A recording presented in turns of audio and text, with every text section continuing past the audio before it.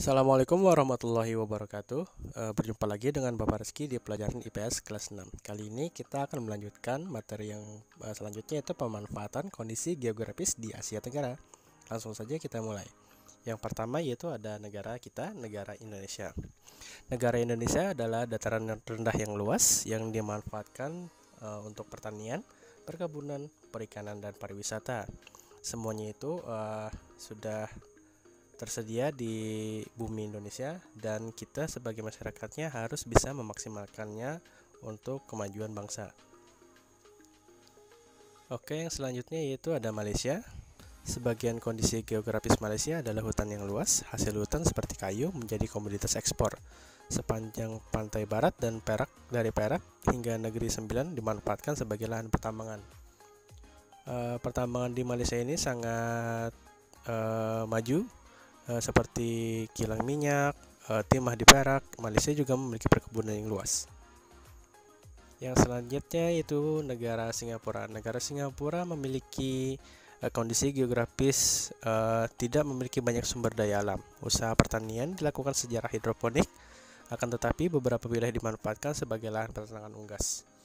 Ini diakibatkan Singapura tidak memiliki sumber daya alam yang memadai. Yang keempat yaitu ada Thailand. Kegiatan pertanian Thailand banyak dilakukan di sepanjang sungai Chao Phraya. Hasil pertanian terbesar adalah padi.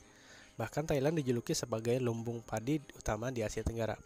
Kita bisa mengimpor padi dari Thailand untuk memenuhi kebutuhan di dalam negeri. Itu sebabnya Thailand dijuluki sebagai lumbung padi utama di Asia Tenggara. Kita pindah ke Filipina. Masyarakat Filipina memanfaatkan dataran rendah sebagai lahan pertanian dan perkebunan, yang diantaranya adalah jagung, padi, ketela pohon, tebu, dan tembakau. Hasil perkebunannya antara lain karet, kelapa, dan kayu.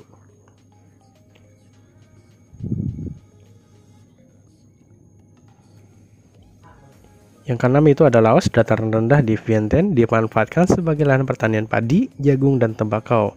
Sumber perikanan Laos terpusat di Sungai Mekong yang menghasilkan ikan karper dan ikan perch. Yang ketujuh yaitu ada Brunei Darussalam. Brunei Darussalam banyak sekali menyimpan minyak bumi dan gas alam, menyumbang 40% pendapatan negara. Itu sebabnya Brunei Darussalam dijuluki sebagai negara kaya karena penghasil minyak bumi dan gas yang melimpah.